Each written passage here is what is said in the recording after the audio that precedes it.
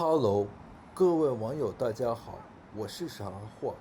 欢迎来到本频道的 Vlog。本频道的视频内置 CC 繁简中英文字幕，让网友们自行选择 CC 字幕并方便了解观看。有关本频道视频的相关解读观点等仅供参考。在今年3月份，反共圈大佬陈光诚、傅西秋与网友金月发生了翻车、开河威胁等相关事件。此事件发生之后，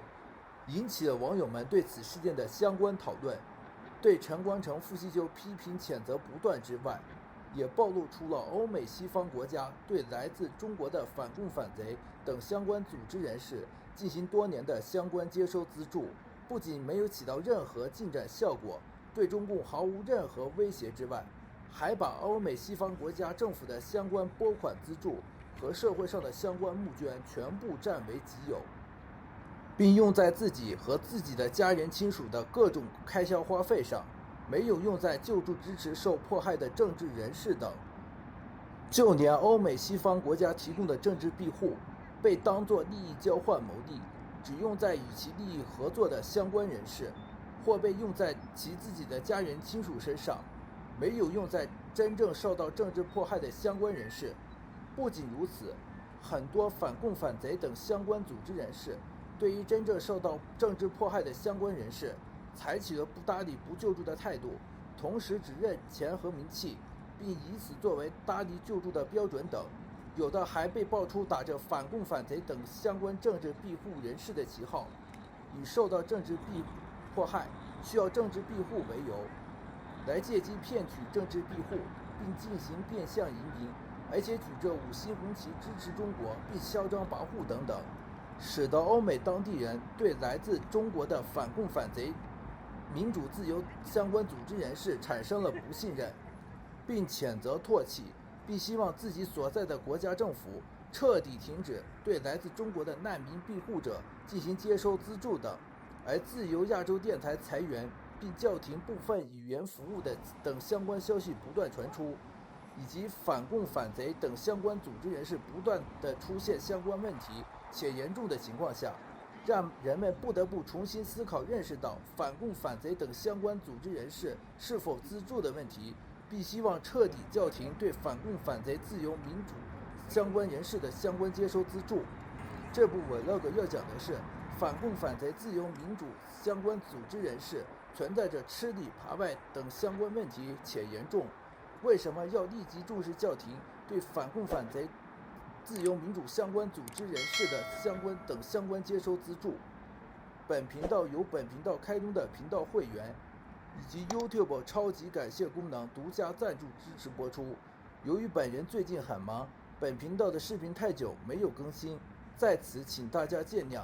本频道的 Vlog 只在 YouTube 上发布，请不要转载搬运。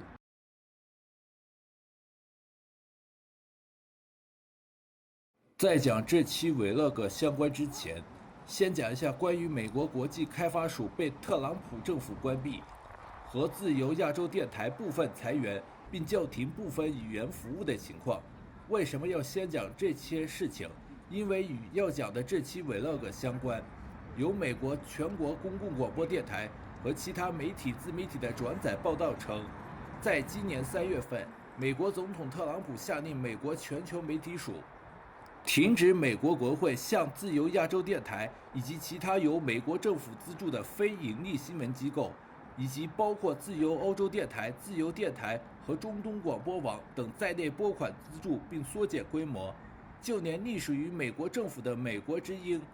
也被停止拨款资助、缩减规模。现在担任于美国国际媒体署的特朗普高级顾问卡里莱克在被采访时是这样说的：他自己现在实际领导的美国国际媒体署已无可救药，腐败太严重了，就像一条烂鱼，你得费尽心思才能找到一小块能吃的。在今年4月，美国华盛顿特区的一名联邦法官下令政府恢复自由亚洲电台和 MBN， 称白宫解散的这2家广播公司的命令是武断和反复无常的。但在美国华盛顿特区的上诉法院批准了行政暂缓令，执行了针对 RFA 和 MBN 的法院命令。与此同时，自由亚洲电台兼首席执行官贝在一份声明中表示，我们处境不合理，由于我们无法再依赖美国全球媒体署按照国会的意愿发放资金，我们将不得不开始大规模裁员，并在下周让所有语言服务部门停摆。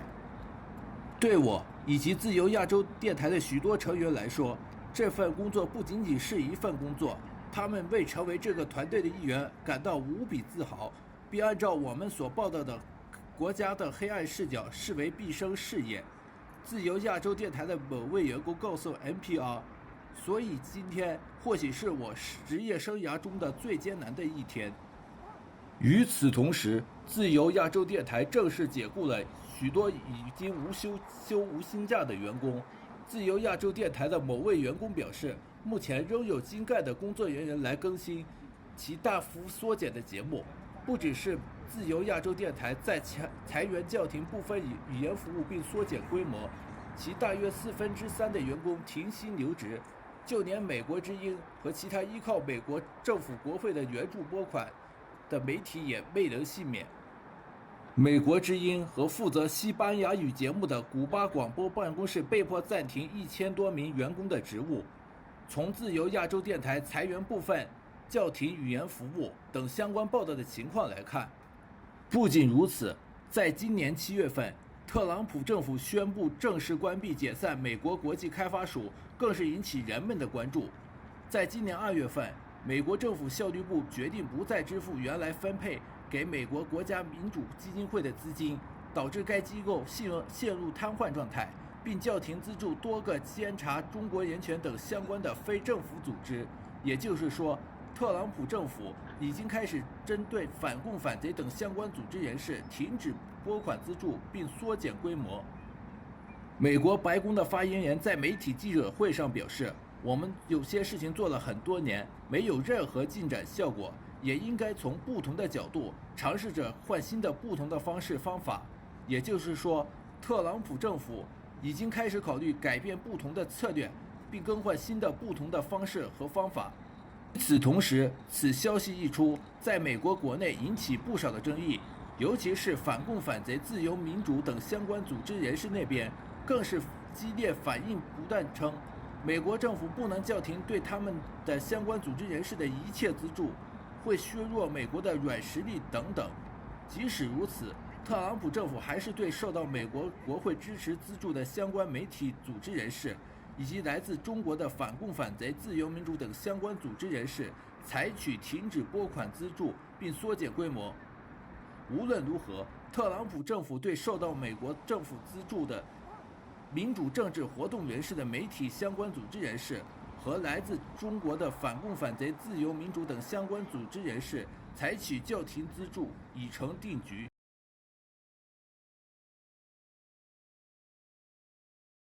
自从欧美西方国家对来自中国民主反共反贼的相关组织人士进行多年接收援助，多年过去了，不仅没有任何相关进展，反而被钻空子滥用换取利益等。从傅西秋、陈光诚与网友金月的相关事件情况来看，傅西秋、陈光诚利用欧美西方国家的政治庇护难民制度进行牟利，并涉及到政币名额买卖、包装造假、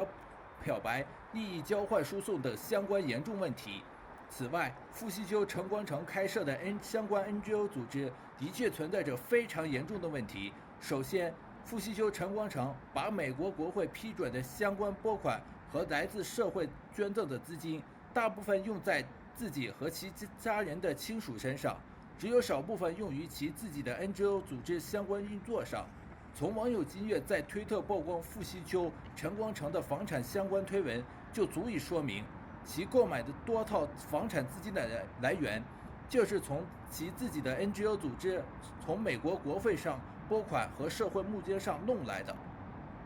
而且大部分资金被傅西秋、陈光诚和其家人亲属占为己有，根本没有用在相关援助上。另外，傅西秋的 NGO 组织会在每年公布其组织的财务资金报表的相关情况，而陈光诚的 NGO 组织根本没有公布其财务组织的财务资金报表，更是让网友们怀疑傅西秋、陈光诚开设的其组织的财务资金被挪用谋地占为己有的可能。不仅如此，傅西秋、陈光诚的这类 NGO 组织在接收帮助人的时候，只认有钱、有好处、有名气等。对于真正受到政治迫害的相关人士，辗转找到傅西秋、陈光诚时，根本不搭理，不帮助接收协助。在王继瑜诈骗相关事件当中，傅西秋在明知道王继瑜所持美国护照绿卡是假的等相关情况下，还在帮着王继瑜联系媒体记者并站台宣传背书等。在王继瑜诈骗相关事件发生之后，在推特上发言说他自己心善，被王继瑜欺骗，还劝王继瑜好自为之等等，并以此借机推卸责任。在面对网友金怨对他们自己的相关财产质疑时，没有采取解释说明，而是采取了叫人开河、威胁子女亲属等下三滥手段，并出任人命，并拒绝进行相关说明道歉。这说明傅西秋、陈光诚这类反共反贼民主人士根本没有真正领悟、体会、理解普世价值民主相关，更没有公平对等态度，而是采取跟中国国内一样公干、删帖、威胁的态度等等。至于欧美等西方国家多年援助并给予庇护的中国民主反共反贼的相关组织人士，更是爆出吃里扒外、换取自身利益等，甚至做起了间谍特务，并对所在国构成了严重的安全威胁。其中最为典型的例子之一，就是王书军和唐元俊，都是中国民主反共反贼的相关组织人士，都是获得美国政府的政治庇护，都是因为私下和中国政府当局合作而被逮捕、起诉、判刑。首先来说一下王书军，从2015年开始就私下和中国政府当局合作，开始替中国政府当局收集有关不同政治意见活动人士等相关信息，并上报给中国政府当局。有些政治意见活动人士不希望随便告诉人的任何信息，也被王书军上报给了中国政府当局。其中被王书军部分收集并向中国政府当局上报且不知情的香港等政治民主活动人士，直到在2019年和2020年被中国政府当局逮捕、起诉并判刑。那些部分被中国政府逮捕、起诉、判刑的香港政治活动人士，才彻底意识到被王书军出卖欺骗。在2017年8月份的时候，王书军在对美国联邦执法官撒谎，否认跟中国当局有联系合作，但事实上一直跟中国政府当局合作联系，并收集上报不同政治意见活动人士的相关信息，直到面对美国执法部门的卧底和联邦调查局的探员的相关面谈中才承认。目前王书军面临25年监禁，并被判缓刑3年，被监视居住，每3天向政府部门报备，使用的网络软件和社交账户要报备，不能跟中国政府当局有任何形式的联系接触等。再讲一下唐元俊，在跟中国政府当局见面合作，被允许承诺探望其家人亲属，并向其家人亲属提供经济利益帮助作为交换条件的情况下，从2018年到2023年6月，为中国政府当局上报有来自不同意见政治活动人士等相关信息，而且还邀请中国政府当局的相关人士加入到由流氓政治活动人士建立的群聊中等。那些把唐元俊作为导师的中国不同政治意见人士们，在得知唐元俊被捕起诉相关细节后，都感到非常害怕，担心向唐元俊提供的个人相关信息被上报给中国政府当局。不仅如此，连参选美国国会的华裔候选人熊衍，在得知唐元俊被捕以及相关细节之后，感到非常震惊。当时没有考虑到唐元俊，还请他帮忙支持自己助选等。没想到唐元俊会做出这样的事情，但他认为唐元俊也是中共体制受害者之一。在其自己被捕之后，唐元俊曾私下向朋友表示后悔，并主动承认其自己的相关罪行。一旦罪名成立，唐元俊最高可能面临20年的有期徒刑。王淑君和唐云静被捕的事情的发生，不仅在海外的反共反贼中民运圈中引发震荡，更是证明在近些年来，来自中国的反共反贼民主自由的活动的相关组织人士，的确存在着两头通吃、吃里扒外，甚至做起间谍特务，并跨境监控镇压等相关案例，而且是在主动的情况下，且有上升趋势，且越来越严重。不仅如此，很多在海外的亲共相关团体人员的来历，也是通过政治难民庇护来到海外并入籍的。接下来，先来看一下相关的视频片段，虽然没有字幕，但请大家耐心的看完。我们想知道说，你们是自动自发来的吗？我们全部自发来的。我今天看到新闻，台湾的外交部还是台湾的什么部门，说我们是什么总领馆，或者是说有人出200块钱，他的胡扯。我们所有的人昨天将近1200人都是自愿出来的，我们没有花一分钱出来，让他们自讲，不向台湾出来外交，用金钱收买任何国家政客。这是我们知道的。美国来到一次，蔡英文要花多少钱？上几百万的美金，满地做那个贿赂大家，他才能够来到美国过境的。我将近30年，一路上看到，你去问，在亲台湾的所有的社团都是受台湾的恩惠，每一年都赞助几十万、过百万的一个美金。啊？您不会要总统开完的行程？我怎么知道？我有我的方法。明年还有一个。本来行程不也应该是公开的吗？不是吗？我跟你讲，台湾就是后派的政府，他不是后派，我们怎么知道他呢？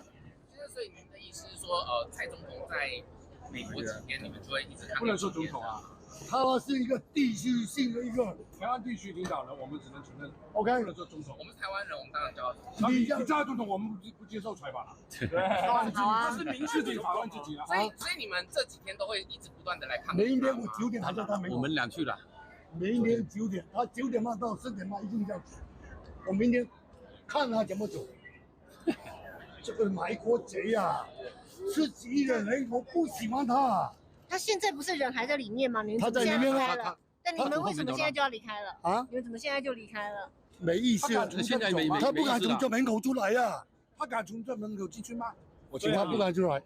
所以说，我现在忠告民进党的当政要觉悟，回头是岸。我们都是黄皮肤，炎黄子孙，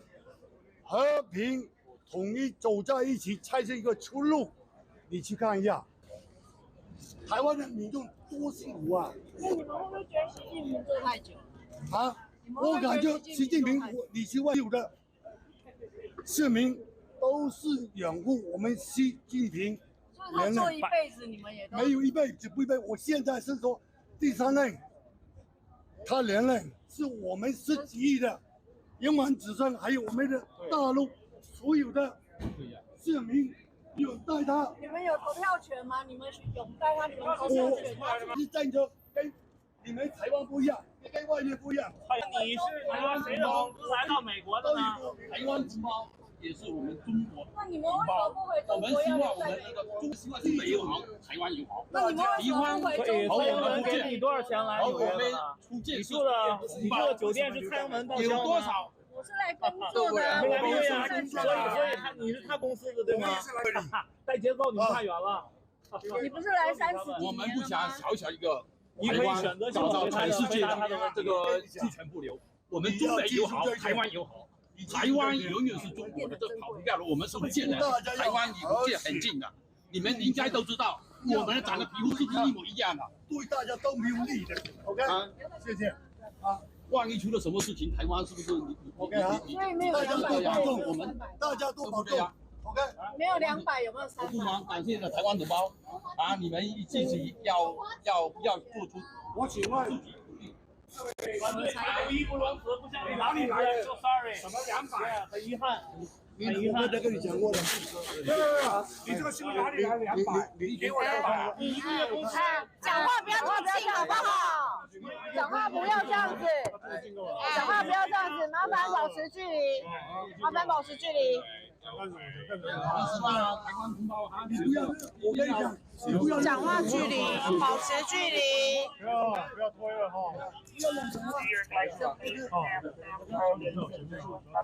如果有200的话，你给我。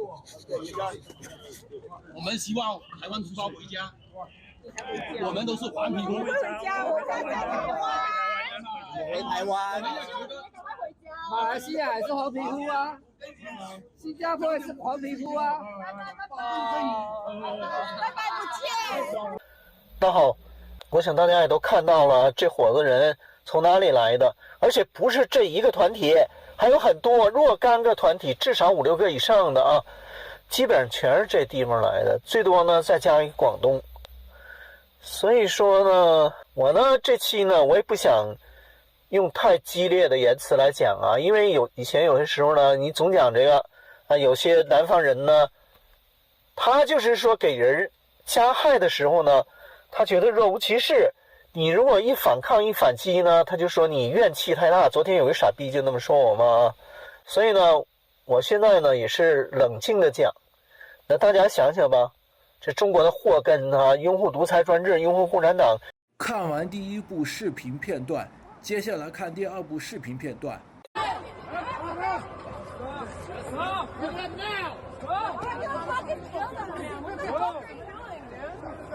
没有，说吧。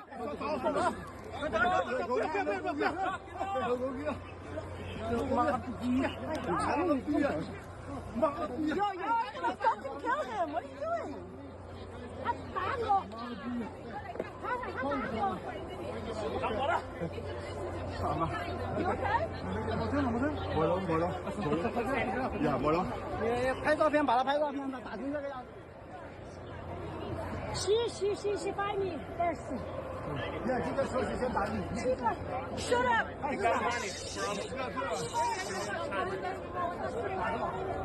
这帮逼养的，那个衣服哪个？不能动啊！不能动啊！哎，谁动的？啊？那个逼养的衣服给我撕了。谁他妈拿过来？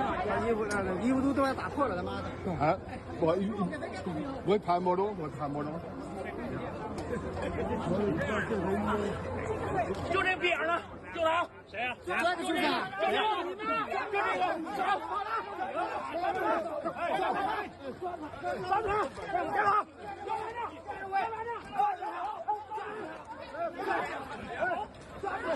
快！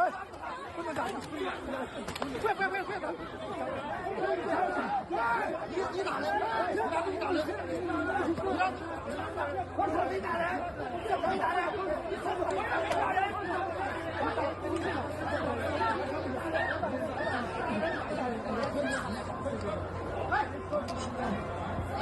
这动手找死！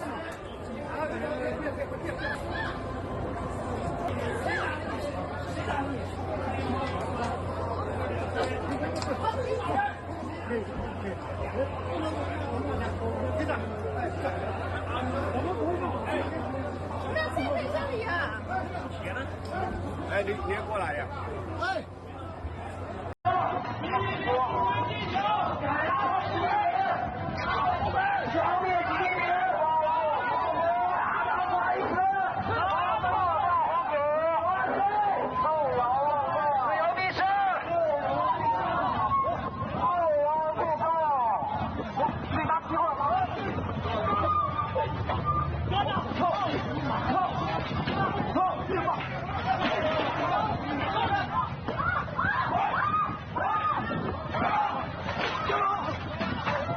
从相关视频片段就可以看得出来，那些来自海外亲共相关团体人员的来历情况，除了通过偷渡走线、亲属移民和结婚移民之外，就是通过政治庇护难民过来的。在获得所在国的政治庇护和正式国籍身份后，就立即转向亲共立场，并到亲共组织那边根本没有任何反共立场等相关迹象，而且还占小便宜，两头通吃，吃里扒外等。这在2022年习近平访美期间，那些打着政治难民庇护的亲共相关组织人士，举着中国国旗，并在美国当地街头嚣张跋扈地展示中国国旗，欢迎习主席访美等。对撕毁展示中国国旗的反共反贼人士采取大打出手，而且不停地打骂，不罢休似的，直到被美国当地人警告阻止，那些亲共相关组织人士才停止收手罢休。后来，反贼人士不断地对吃里扒外的亲共人士进行打骂，美国当地人在看到之后，都称赞叫好，并留言说早就应该清除这些。不仅如此，那些亲共相关组织人士还对习近平当上副主席以及后来作为领导人上台表示了祝贺。从来自亲共相关组织人士的网站网页就说明了这些相关视频片段以及后来反共反贼民运相关组织人士被爆出做间谍特务的相关案例，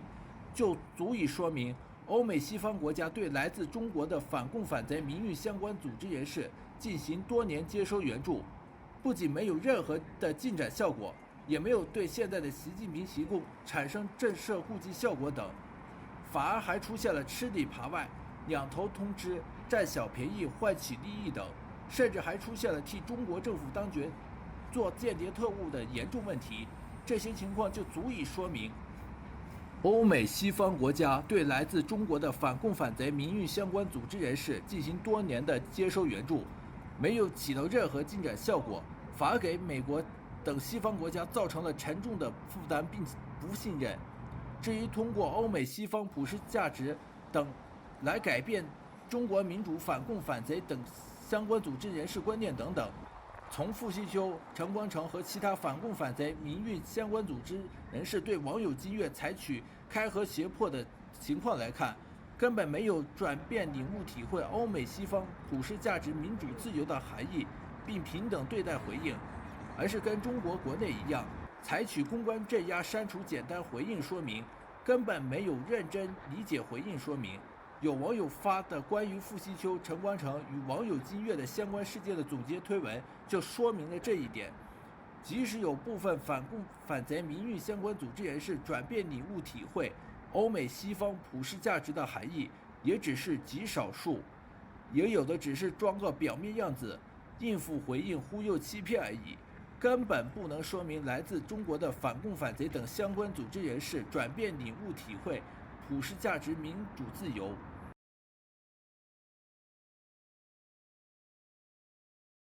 自从欧美西方国家对来自中国的反共反贼等相关组织人士进行接收援助，并持续了多年，结果没有任何进展效果，而且花了不少的相关财力物力。是时候应该要彻底叫停对来自中国的反共反贼等相关组织人士的所有接收援助。从傅西秋、陈光诚与网友金月的相关事件中，暴露出了傅西秋、陈光诚开设的 NGO 组织以及活跃于其他欧美西方国家等地人权、宗教自由、民主的援助相关组织存在着严重问题。首先是资金拨款募捐用途上，将欧美西方国家的相关拨款和相关社会募捐占为己有，并转到了他们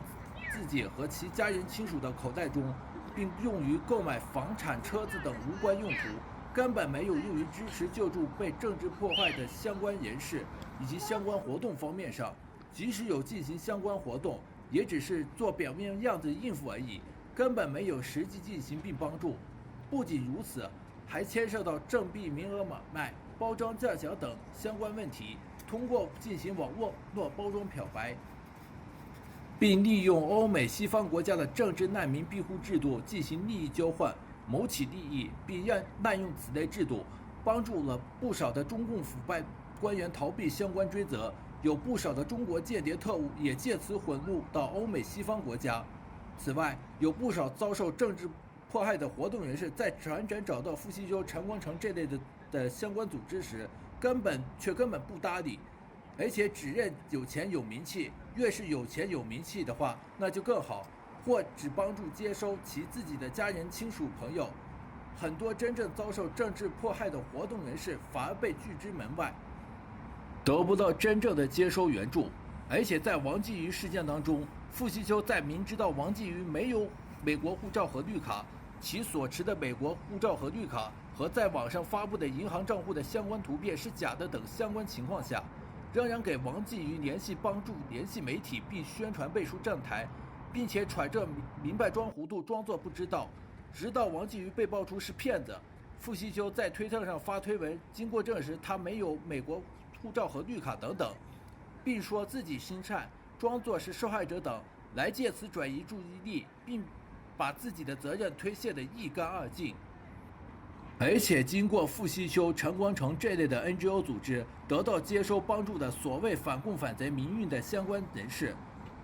有的私下和中国政府当局合作，做的间谍特务，并两面通吃，吃里扒外，知人知面不知心，当面一套背后一套，并收集上报监视政治意见活动人士的相关信息，直到被发现逮捕，并承认其自己的相关罪行并被判刑，如王淑君、唐元俊这类相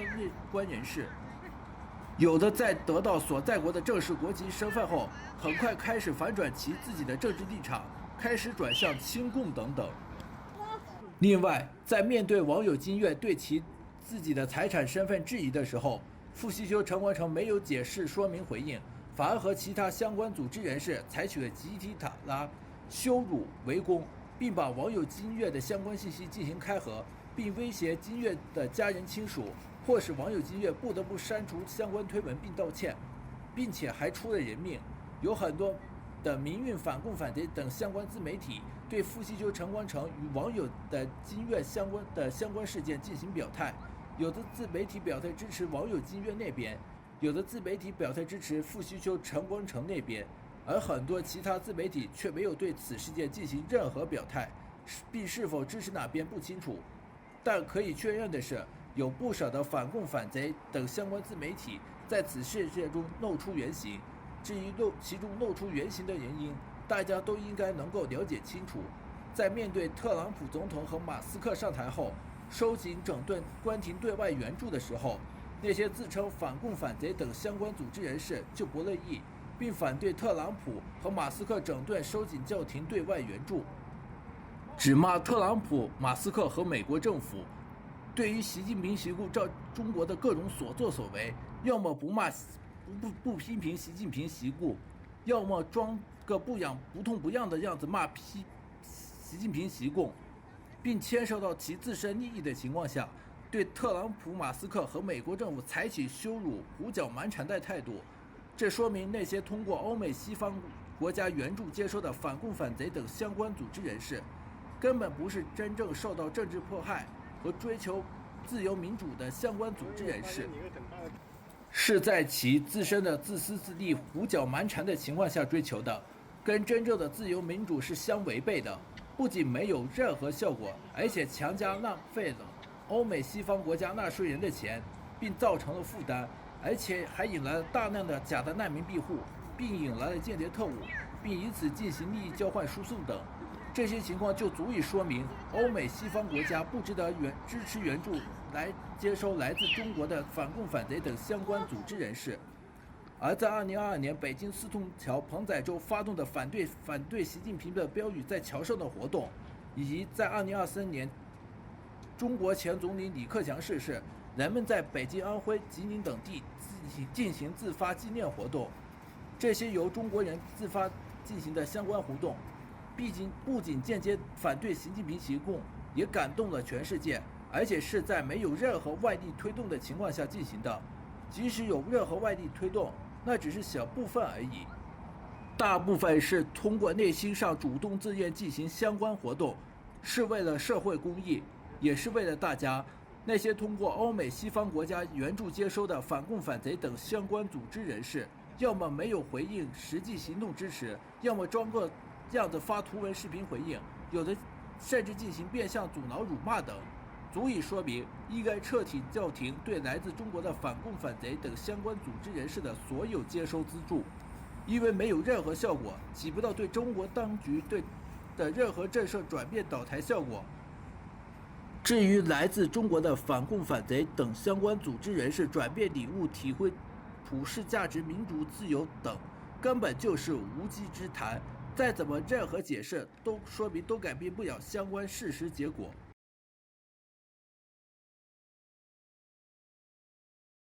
自从反共圈大佬傅西秋、陈光诚与网友金月发生了相关事件之后，不仅暴露出了很多来自中国的反共反贼等相关组织人士存在严重问题，